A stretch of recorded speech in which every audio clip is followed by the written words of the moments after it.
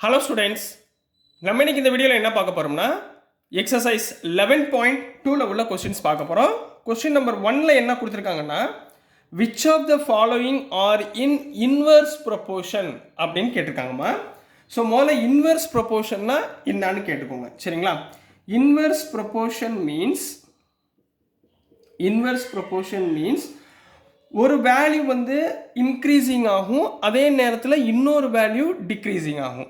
ஒரு செயல் ஒன்று செய்கிறோன்னு வச்சுக்கோங்க. ஒரு ஃபார் எக்ஸாம்பிள், இப்போ நீங்கள் கார் டிரைவ் பண்ணிக்கிட்டு இருக்கீங்கம்மா, சரிங்களா? இப்போ இதுலேருந்து இது வரைக்கும் ஒரு 100 கிலோமீட்டர்ஸ்னு வச்சுக்கோங்க. 0 கிலோமீட்டர் டு 100 கிலோமீட்டர் டிஸ்டன்ஸ் இருக்குது.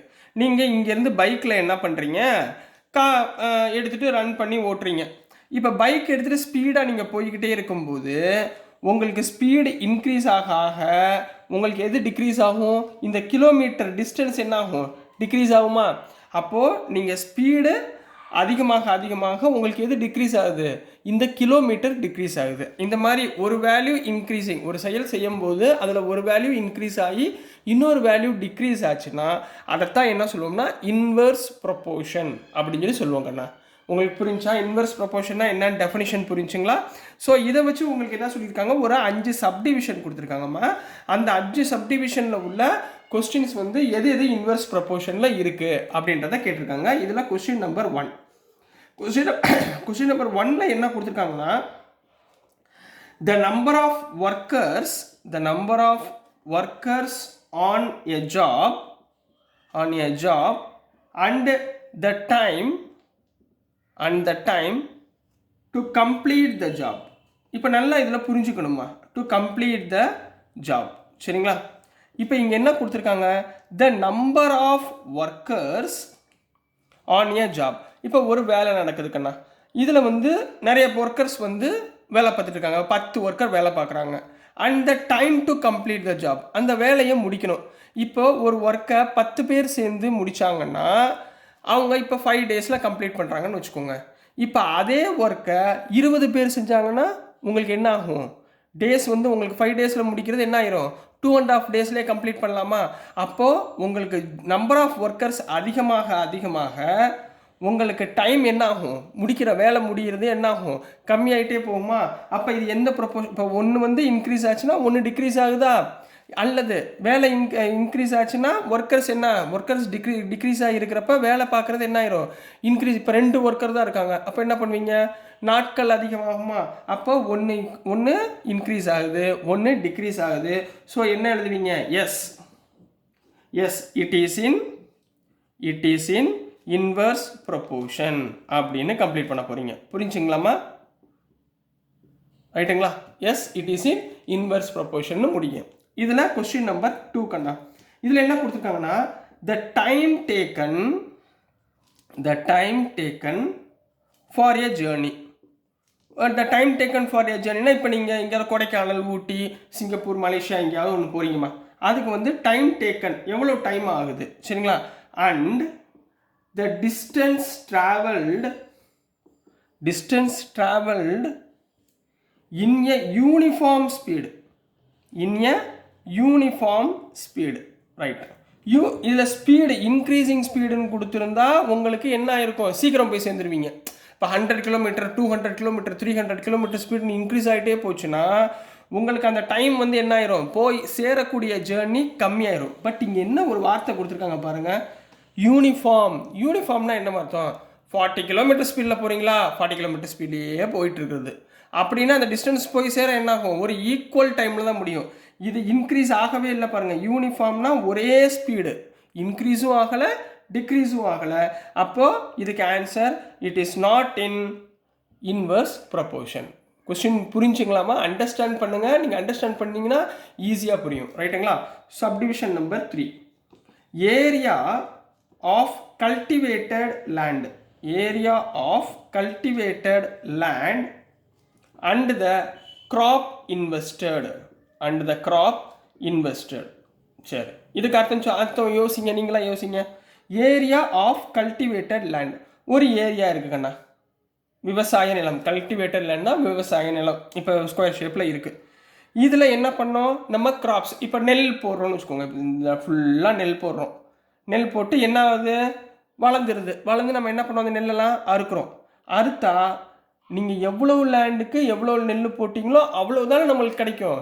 இப்போ நீங்கள் இப்போ ஃபார் எக்ஸாம்பிள் இப்போது 1 சென்ட் நிலம்னு வச்சுக்கோங்க, அதில் கொஞ்சம் நெல் போடுறீங்க, உங்களுக்கு 2 சென்ட் நெல் வந்து கிடைக்குமா, அரிசி கிடைக்குமா? நமக்கு கிடைக்காது. நம்ம எவ்வளோ லேண்ட் இருக்கோ அவ்வளோ லேண்டுக்குரிய நெல் தான், அதாவது அரிசி, சரிங்களா, ரைஸ் தான் நம்மளுக்கு கிடைக்கும். ஸோ எதுவுமே இன்க்ரீஸிங் டிக்ரீஸிங் ஆகலை. ஸோ இதுக்குரிய ஆன்சர் நோ. தேர்ட் ஒன்றுக்குரிய answer no, it is not in inverse ப்ரொபோர்ஷன்னு எழுத போகிறீங்க. கொஸ்டின் புரிஞ்சுங்களா கண்ணா? இப்போ நெக்ஸ்ட் சப்டிவிஷன் நம்பர் 5 போயிடலாங்களா? சாரி 4 போயிடலாங்களா? சப்டிவிஷன் நம்பர் 4ல என்ன கொடுத்துருக்காங்க, நம்ம the time taken for a fixed journey and the speed of the vehicle, ரைட்டுங்களா? இப்போ இங்கே பாருங்கள், ஃபிக்ஸ்டு ஸ்பீடோ அல்லது யூனிஃபார்ம் ஸ்பீடோ எதுவுமே கொடுக்கல. இப்போ ஃபிக்ஸ்டு ஜேர்னி. இப்போ நீங்கள் காலையில் எந்திரிக்கிறீங்கம்மா, காலையில் எந்திரிச்ச உடனே ஸ்கூலுக்கு போகணும். அப்பா யாராவது அம்மா அல்லது அப்பா வந்து உங்களுக்கு ஸ்கூலில் கொண்டு போய் விட போகணும். இப்போ 9 மணிக்கு ஸ்கூல் கண்ணா, சரிங்களா? அதுதான் ஃபிக்ஸ்டு ஜேர்னி. நீங்கள் ஸ்கூலுக்கு போக போகிறீங்க, right. Speed of the vehicle. இப்போ உங்கள் அப்பா டேடி வந்து ஸ்கூட்டர் பைக் ஓட்டுறாங்களா, பைக் ஓட்டுறப்ப 50 கிலோமீட்டர் ஸ்பீடில் போனாங்கன்னா சீக்கிரம் போய் ஸ்கூலில் போய் சேருவீங்களா, அல்லது 30 கிலோமீட்டர் ஸ்பீடில் போனால் ஸ்கூலுக்கு சீக்கிரம் போய் சேருவீங்களா? அப்போது உங்களுக்கு 50 கிலோமீட்டர் ஸ்பீடு போகிறப்ப உங்களுக்கு ஸ்கூலுக்கு சீக்கிரம் போய் சேருவீங்க. அதே 70 கிலோமீட்டர் ஸ்பீட் போனால் இன்னும் ஸ்பீடாக போய் சேருவீங்க. அப்போது நீங்கள் ஒரு ஜேர்னி, அதாவது இப்போ ஜேர்னினா இந்த ஸ்கூலுக்கு போகிறது டிபெண்ட்ஸ் அப்பான் உங்கள் அப்பா பைக் ஓட்டுற ஸ்பீடை பொறுத்து. அதர்வைஸ் டிராஃபிக்கும் சொல்லலாம், டிராஃபிக் நிறையா இருந்தாலும் நம்மளுக்கு லேட் ஆகலாம். பட் இங்கே சொல்லியிருக்கிறது ஸ்பீட் ஆஃப் ஏ பைக்குன்னு வச்சுக்கோங்க, வெஹிக்கல் பைக் வச்சுக்கோங்க. இப்போ ஸ்பீடு இன்க்ரீஸ் ஆக நீங்கள் ஸ்கூலுக்கு சீக்கிரம் போயிடுவீங்க. ஸ்பீடு கம்மியாக நீங்கள் ஸ்கூலுக்கு லேட்டாக போவீங்க. அப்போ ஒரு இன்க்ரீஸிங் ஒரு டிக்ரீஸிங் வருதா? அப்போ எஸ். இப்போ இதுக்கு ஆன்சர் என்ன? Yes, it is in inverse ப்ரொபோர்ஷன்னு கம்ப்ளீட் பண்ண போகிறீங்க, ரைட்டுங்களா கண்ணா? நெக்ஸ்ட் நம்ம கொஸ்டின் நம்பர் 5 பார்க்கலாம்.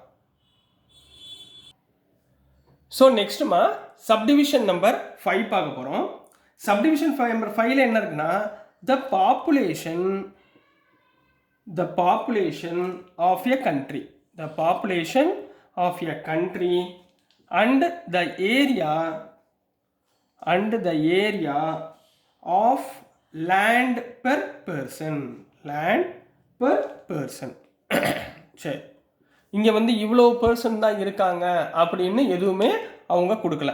இப்போ கொஸ்டின் நல்லா பாருங்கள். The population of a country, இப்போ ஒரு கண்ட்ரி நம்ம இந்தியா எடுத்துக்கோங்கம்மா, ஃபார் எக்ஸாம்பிள் சொல்கிறேன். இப்போ அந்த கண்ட்ரியில் 100 பேர் இருக்காங்கன்னு வச்சுக்கோங்க. அவங்களுக்கு ஏரியா ஆஃப் லேண்டு எவ்வளோ இருக்கும்? 100 பேர் இருக்கிறாப்புல ஒரு குட்டி ஏரியாவாக இருக்கும். இதே பாப்புலேஷன் ஆஃப் த கண்ட்ரியில் 200 பேர் இருக்காங்க அப்படின்னா லேண்டு இன்க்ரீஸ் ஆகுமா டிக்ரீஸ் ஆகுமா? இன்க்ரீஸ் ஆகுமா? அப்போ பாப்புலேஷன் இன்க்ரீஸ் ஆக லேண்டும் உங்களுக்கு என்ன ஆகிட்டு இருக்கு? இன்க்ரீஸ் ஆகிட்டே இருக்குது. பாப்புலேஷன் டிக்ரீஸ் ஆக லேண்டும் என்ன ஆகும்? உங்களுக்கு டிக்ரீஸ் ஆகிட்டே போகும். ஸோ பாப்புலேஷன் இன்க்ரீஸ் ஆச்சுன்னா லேண்ட் பெர் பர்சனும் உங்களுக்கு என்ன, ஏரியா ஆஃப் லேண்டும் என்னவாக இருக்கும்? பர்சனுடைய லேண்ட் வந்து இன்க்ரீஸ் ஆகிட்டே போகும். ஸோ இதுக்கு என்ன answer? Yes, it is in inverse ப்ரொபோர்ஷன்னு கம்ப்ளீட் பண்ண போகிறீங்க. So this is the answer for question number 1 கண்ணா. புரிஞ்சுங்களாம்மா? ஸோ டியர் ஸ்டூடெண்ட்ஸ், நான் அனுப்புகிற வீடியோஸ் உங்களுக்கு புரிஞ்சிருக்குன்னு நம்புகிறேன். பிடிச்சிருந்துச்சுன்னா மறந்துடாமல் லைக் பண்ணுங்கள், ஷேர் பண்ணுங்கள், மறக்காமல் சப்ஸ்கிரைப் பண்ணி சப்போர்ட் பண்ணுங்கள் ஸ்டூடெண்ட்ஸ். தேங்க்யூ.